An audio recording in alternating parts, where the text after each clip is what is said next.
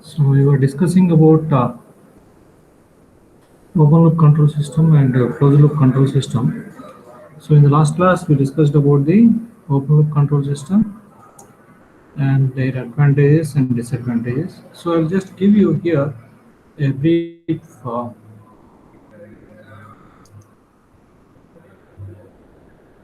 okay.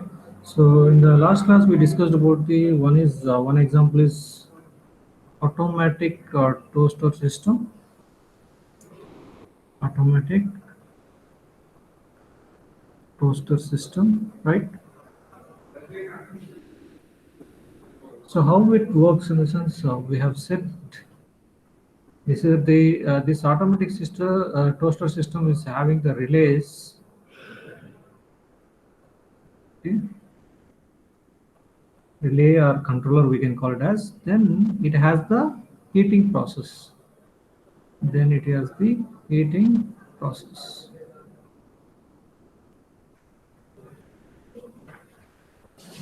Okay, so then we are going to get the actual toast. We are going to get the actual toast after the heating process. It is going to be, this is the output which you are going to get. This is the output we are going to get. This is the process, and this is what you can call as input. So there's the three elements which are. So here we are going to set the desired time. Say for example, 1 minute or 2 minutes. Desired time we are going to set, and then this through relays it is going to work. That's how the relays works. This is the power input. So power input is given to the relays. Then the process is going to be heated. So here the quality of toast. Here the quality of toast is completely depend upon the time which you have set here, the time which you have set here, because if you set more time then it will become black. Okay, if you set lesser time then it will not much less brown will be there, so it's not properly toasted. So it has to be set in a proper way. So say 2 to 3 minutes we have set, so light brown to dark brown, like that we are going to get. So the quality of the toast depends upon the time for which the toast is heated. So depending upon this time setting, okay, bread is going to be simply heated in the system, simply heated in the process. Okay, so this the quality is to be judged by the user, which has no effect, on the input. That's why it is open loop control system. That's why it's called as open loop control system. So yesterday we discussed this example. Okay, so when we go to the second example, which is also we discussed that traffic light controller, traffic light controller. Second one which we discussed is traffic light controller, which is also it's a use the relays, means time set is there. Okay, time setting is there, so that is we have a relays.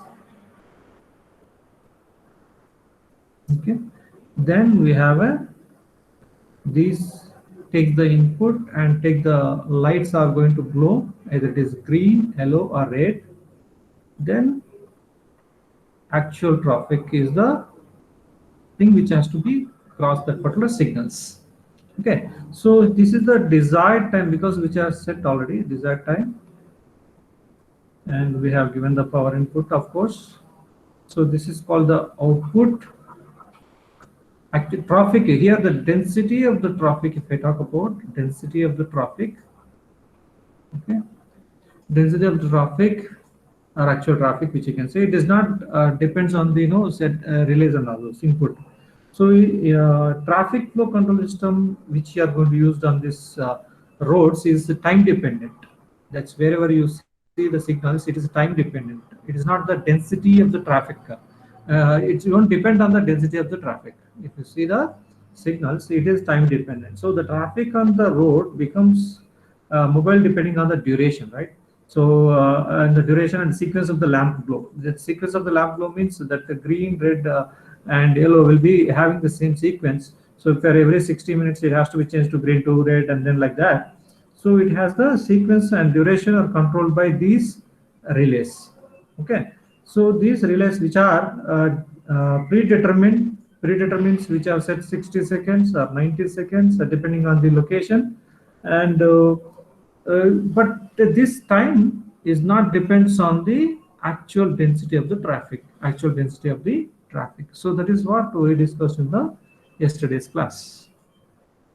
Now coming to the closed loop control system. So here the closed loop control system is a system in which the control action depends on the output. So the system is completely depends on the output. That is what we can call as closed system, and a system in which the controlling action, or we can say a controlling action or input. Okay, controlling action or input is somehow dependent on the output, but changes in the output is called the closed loop system. Closed loop system. Here, as we told that we have a feedback element present in the system. So here, which is the difference between the, you're going to feed the feedback. You are going to feed the comparator. Means you are going to use the comparator to compare the signal, input signal, and as well as the output signal, so that it can generate the error. So this feedback element, which I have mentioned here, feedback element. What is a feedback is nothing but it is a feedback is a property of the system by which it permits the output to be compared with the reference input to generate the error signal, based on which the appropriate controlling action is going to be initiated. Okay, this is what the actual thing which is going to be happen in this feedback element, right? So here we discussed about this yesterday, and then what are the elements present in this closed loop system, and advantages of closed loop system is nothing but, as I told, that accuracy is very high because of feedback element present in this, so that we are going to keep minimizing the error, right? So if the error, whichever it is keep coming, that has to going to be corrected, and then so that the accuracy will become high, and it senses the changes in the output due to the environmental or parametric change or internal disturbances, etc., and correct the same. So reduce the effect of nonlinearities. So the closed loop system reduces the effect of nonlinearities, and it has a high bandwidth. And bandwidth, in the sense, this is the range of frequency within which the control system is going to operate. So it can operate at the higher range of frequencies so facilitates the automation. So because it is having the feedback element, so it automatically senses the output of the system and then generate the error signal. Then controller takes the controlling action, so that it goes automatically without any intervention. So it facilitates the automation. So disadvantages, as design is very difficult, complicated in design, and as well as maintenance is very costly. Maintenance is also costly, and it becomes more unstable sometimes. So system may become unstable sometimes. So it has a stability point of view. Open loop control systems are high stable in nature but less accurate, and whereas closed loop systems are highly accurate but less stable in nature. So that is the disadvantages. And so here we discuss some examples on the closed loop control system. Closed loop control system, every system which I have incorporated with the feedback element, every system which is incorporated with the what you call feedback system, then we can say it is called as closed loop control system. We can call it as closed loop control system. So if we take the manual speed control system, as we discussed in the last class, manual riding a motor vehicle, so we'll discuss with the block diagram. This is what the representation of a block diagram. So here we discuss the manual speed control system, manual speed control system means, which is an example of closed loop control system,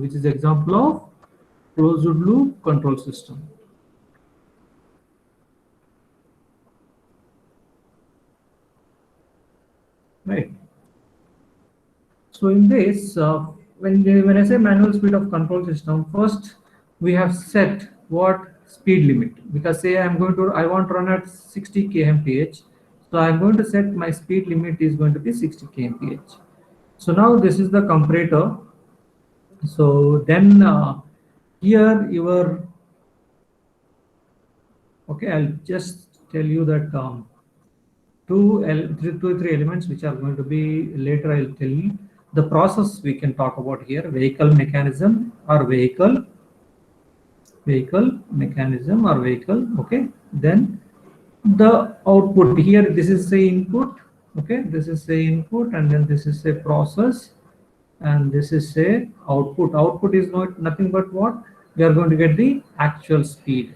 Means the bike is running at actual speed, say for example 70 kmph. So here the actual speed is measured by using a sensor. By using a sensor, so how much speed is going to measure. So that is what we are going to do using the sensor here. So I'm going to keep the sensor here. So which senses the output, the actual output here.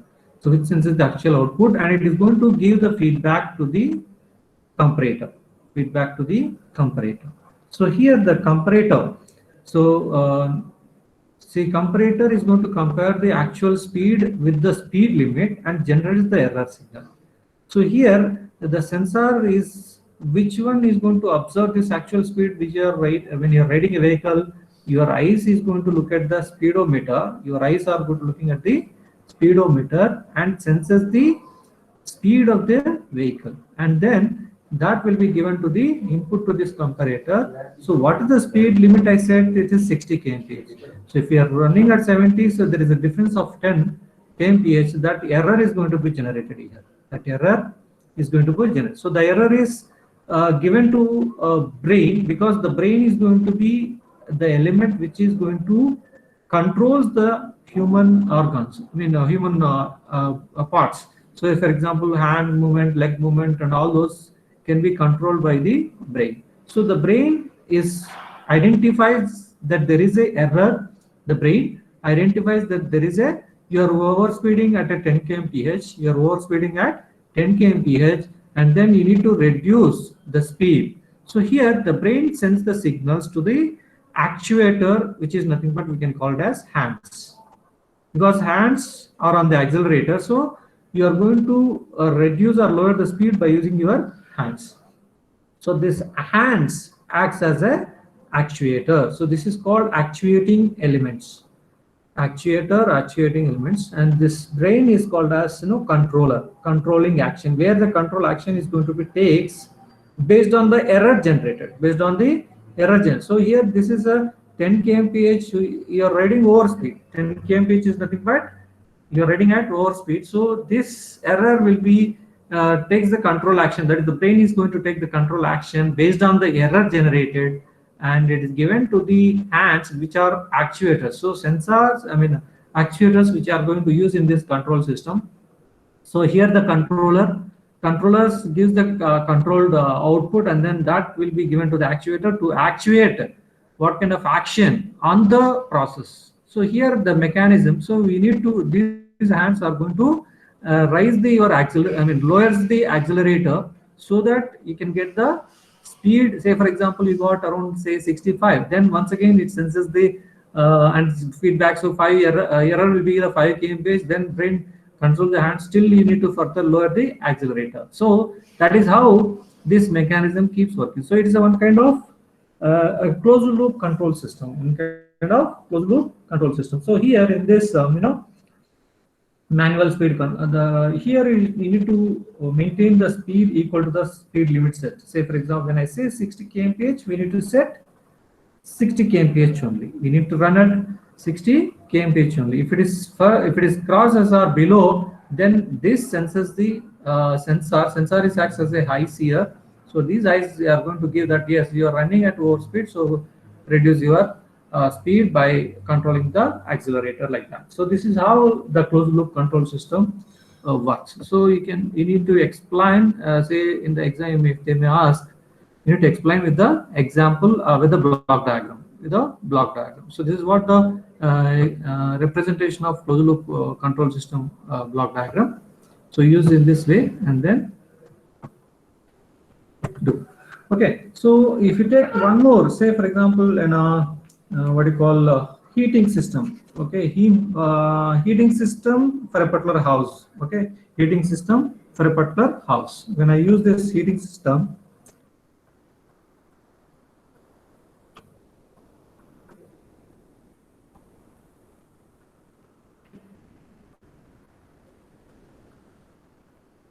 heating systems. Okay, so for a heating system is nothing but for a house. Okay, for a house. For cold countries, if I want to use the heating system, I can use this kind of stuff. So here, in the cold countries, I need to set first what is my desired temperature, desired room temperature. Desired room temperature is the input. Okay, then here is my comparator to compare the signal from the output. Then we have a some mechanism which you called as control mechanism, which is valve acts as a controllers. Then I have a heating system of a room or a house or a room also. I can take it as single one room also. So heating system. Then we can measure what is the actual house temperature or room temperature, where you want to control the temperature. Then here I'm going to sense this temperature. I can use the temperature sensor, right? I can use the temperature sensor to measure the temperature. Temperature sensor I can use. So here is the sensor which I have used to measure the output of this, and it is fed to what? Comparator. It is fed to comparator. The signal which is going to be fed to the comparator. So here this desired temperature is this much and house temperature is this much. Then here the error is going to be generated. So this error is going to be generated and given to the valve to take the control action. So in this, the complete heating system is going to be controlled by this valve. So as I told that this is a controller here, is a controller here. So the actual temperature which you are going to here sense this house temperature by using the temperature sensor and compare what the desired temperature is. So then error is going to be generated. So when it is error is there, then immediately it activates the valve mechanism. It activates the valve mechanism to change the temperature, as per the requirement. So this is a simple example which I have mentioned here.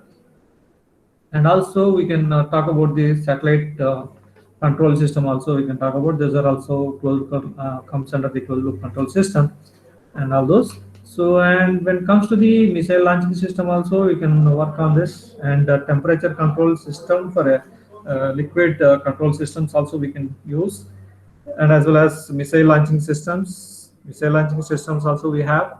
So here I can give some of the examples of feed back systems and feed forward systems. So up to now we discussed about the open loop control system and closed loop control system. What are their advantages and disadvantages? And when it comes to this, till now we discussed about the open loop and closed loop. So you can come out with the differences between the open loop and closed loop control system. So when you talk about the differences or comparison between this open loop and closed loop control system, I can say open loop system is said to be when there is a any change in the output. If I have any change in the outputs, so if I take the any change in the output, if I write here the comparison between open loop and closed loop control system. Okay, so if I have the differences here, so here open loop, as we discussed, that if there is any change in output, will not affect change in output will not affect on the input. So any change in the output, it has no effect on the input. Here, if there is any change in the output, immediately feedback element is going to sense it, and it is going to affect the input, so that we can change according to the requirement. We can change according to the requirement. So second comparison, if I want to say, we can discuss the feedback element is not present in this. Feedback element is not present, whereas feedback element is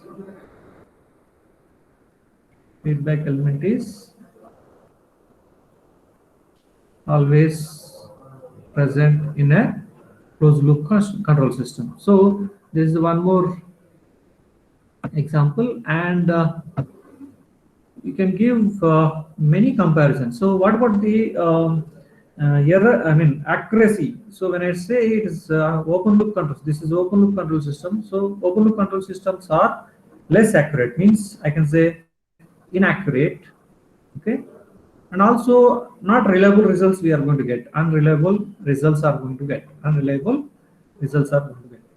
And whereas this closed loop system, yes, because of feedback element, I can say these are highly accurate system, highly accurate, and the results are very reliable results. Okay. Next, if I take one more very important is highly sensitive to disturbance, because it cannot identify sensitive to disturbance, because when there is a disturbance in the system, this cannot be identified in the open loop control system, but here if there is any disturbance because of the feedback element, so it is less sensitive to the disturbance. Why? Because feedback is going to identify it, and then nullify that disturbance, so that output will not be varied.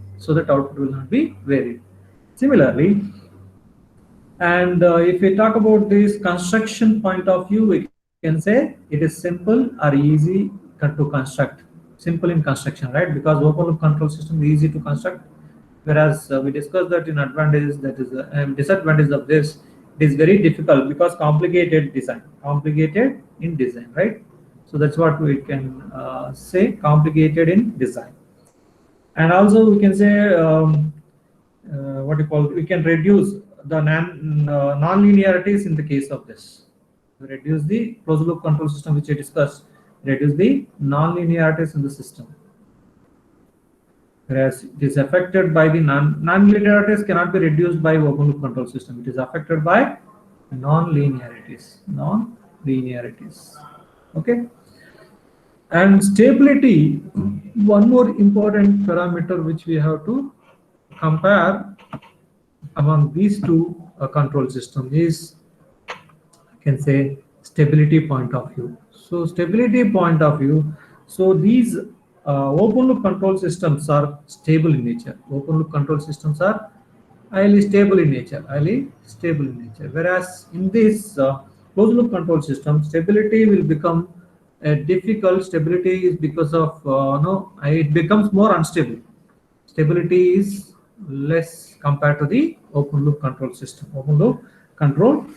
So this is what we can say the what you call differences between the open loop control system and the closed loop control system. So with this, we can till now we discussed what is a control system, what is a system, what is control system, what are the classification of systems, okay,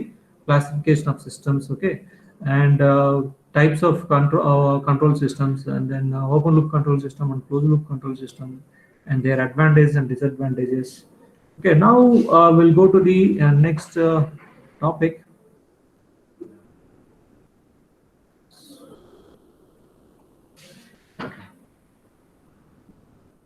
So requirements of a good control system. So we can talk about the requirements of a good control systems. Okay, requirements of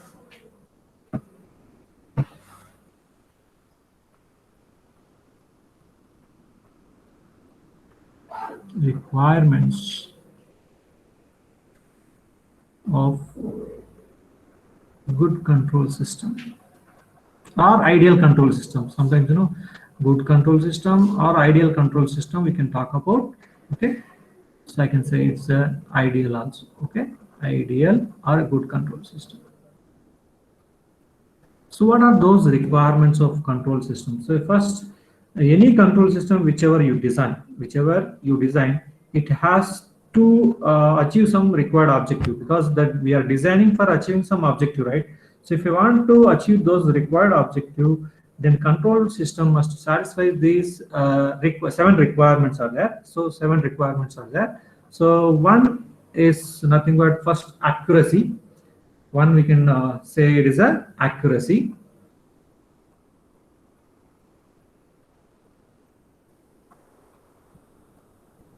So accuracy, when I say a good control system must be highly accurate. So whichever the control system you take, that good control system should be highly accurate, because it should operate with a little error as possible. It should operate with a little error as possible. So the accuracy should be high. Accuracy should be high. So a good control system must be highly accurate, because it should operate with very little error possible. With little error possible. Okay. And the open loop system, we know that the open loop systems are generally less accurate compared to the closed loop control system.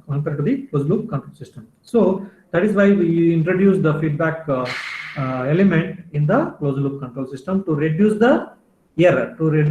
So closed loop systems require a design so that steady state error tends to 0. Steady state error. What is a steady state error? We'll discuss in the module 2. Okay, we'll discuss in the module 2. So this is about the accuracy. So what we can say, any good control system should have highly accurate or high accuracy. So it has to operate always with a little error possible. Okay, we can give the open loop control systems are less accurate because that doesn't have any feedback element to reduce the error. So because the feedback element will gives the actual output to the comparator and then gives the error, so that we can minimize the error by using the feedback element. So that is what we can mention in the requirements of good control system. First one is accuracy. Now we'll go to the second one. Second one, say sensitivity. So sensitivity is also very important. Sensitiveness to the disturbance. So when you talk about the sensitive requirements, very often, it will play a very important role in designing of your control system. So sensitivity, if I talk about here, it is about sensitive to the disturbances. Okay, but sensitive. So for whenever input, when I'm talking about the input to the system, then it has to sense the input. So it is highly sensitive to the input, but it should less sensitive to the disturbance. So when I talk about sensitivity requirements, so all the physical elements which have properties which change with the environment and as well as time also. So the parameters of this control system, we cannot consider to be constant. We cannot consider the parameters of the system will keep changing. And we cannot consider. So a good control system should be very which are changing parameters, which are not constant, which are changing. Okay, so this, when I say good control system should be okay, insensitive, very insensitive, means we should not sense all those kind of changes. So very insensitive to the parameters, okay. And but sensitivity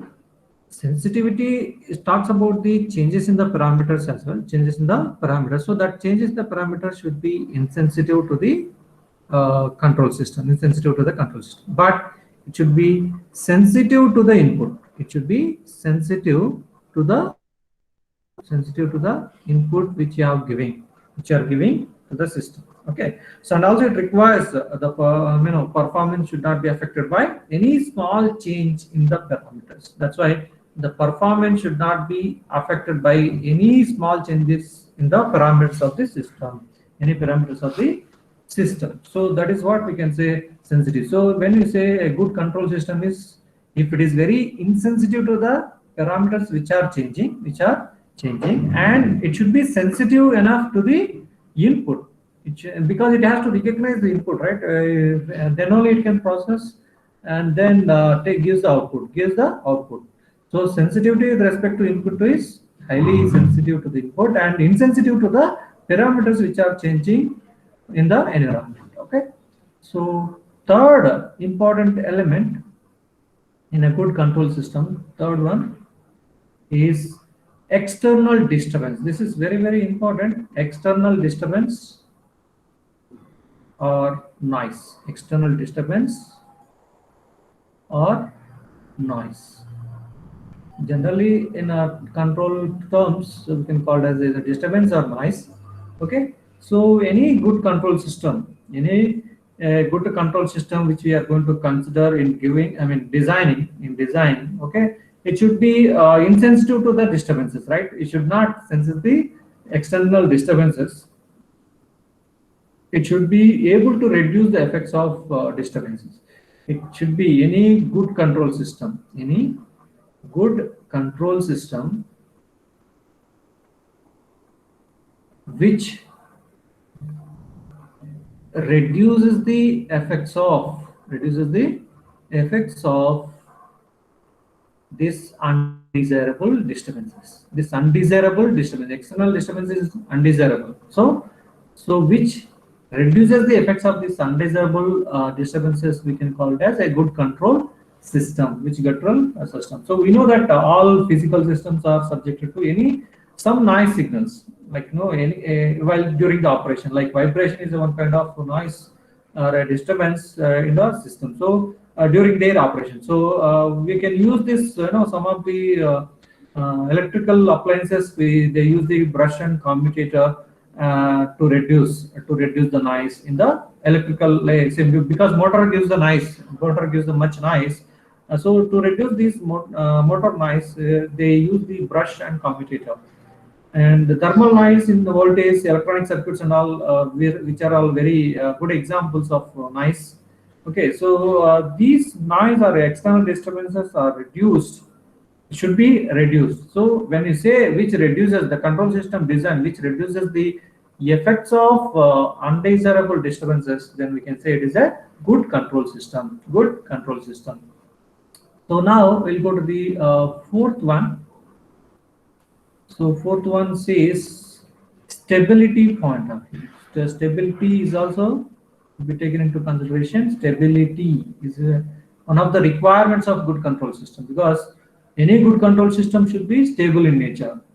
Any good control system should be stable in nature. So stability means, we can say that what is meant by stability means the output of the system must follow the given input. The output of the system must follow the given input. So when I say if we give the input, then it should be given some controlled output. It should not give the uncontrolled output, then it is a unstable system. Means for a given input, for a bounded input, there should be a bounded output. There should be a bounded output in sense some value, some finite value. Unbounded output in sense which is the value which is not imaginable. Okay, infinite. So if it produces the bounded output for a given bounded input, then we can say the system is stable in nature.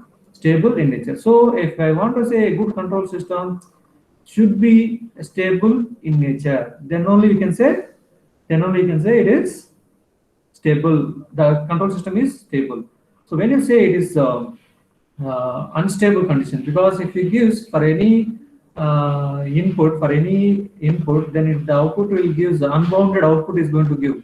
Then you can say the system is unstable. But the requirement is it should be stable in nature. Any good control system is going to be stable in nature. So next requirement, if you look at the fifth one,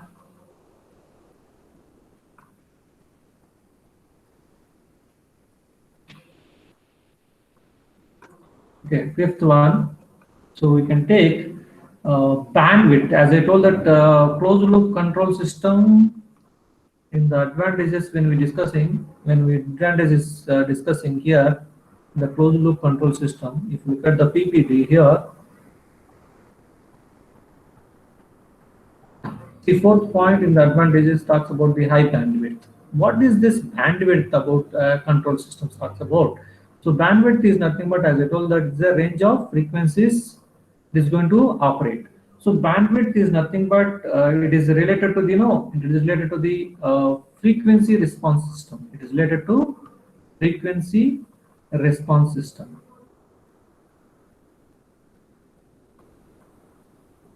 Means for the given any input frequency range, it gives the satisfactory range. Say from 0 to omega. This is, say for example, omega is the frequency. This is the range of frequency which I am going to operate.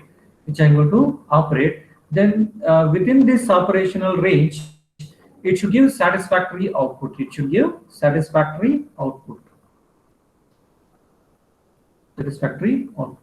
So then only we can say the system is going to be having the can work satisfactorily within the given bandwidth.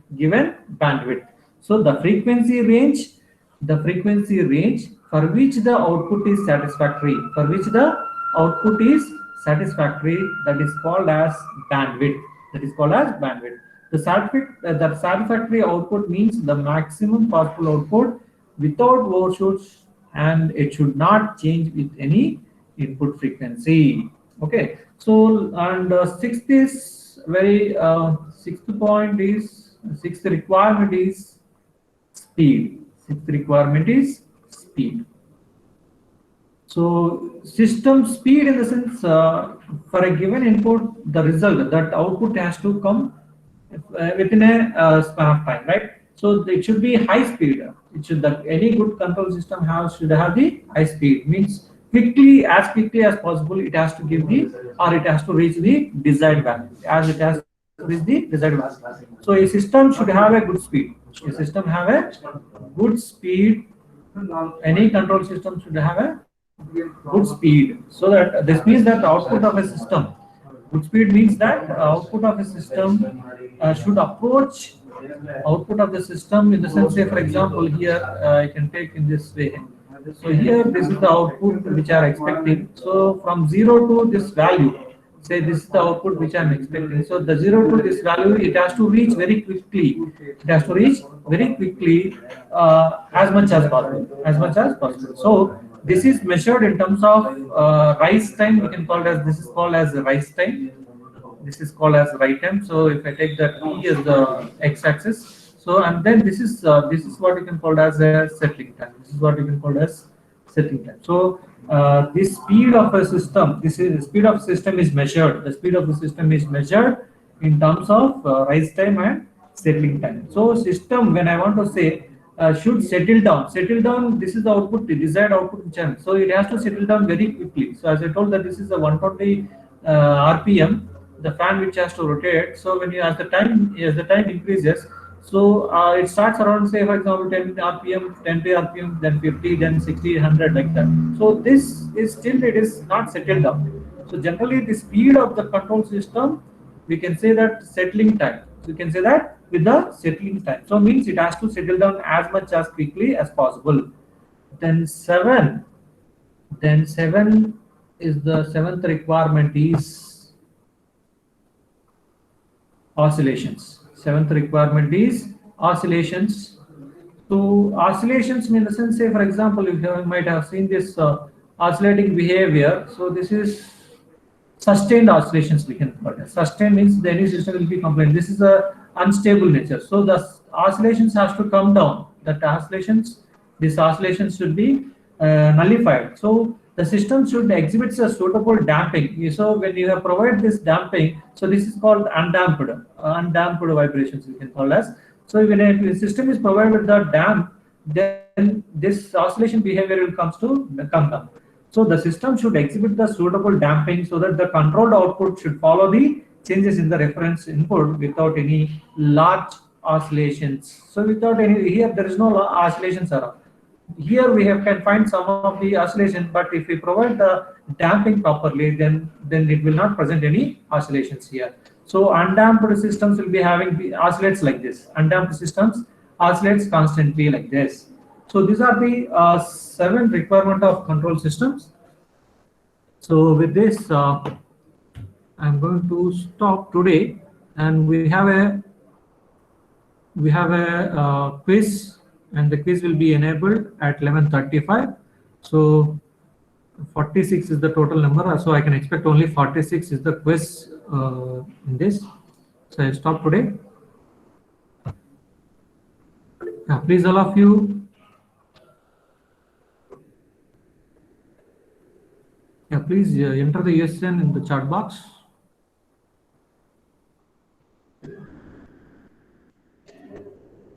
Not more than 46. And go to the Google Classroom. Please attend the quiz. Attempt the quiz.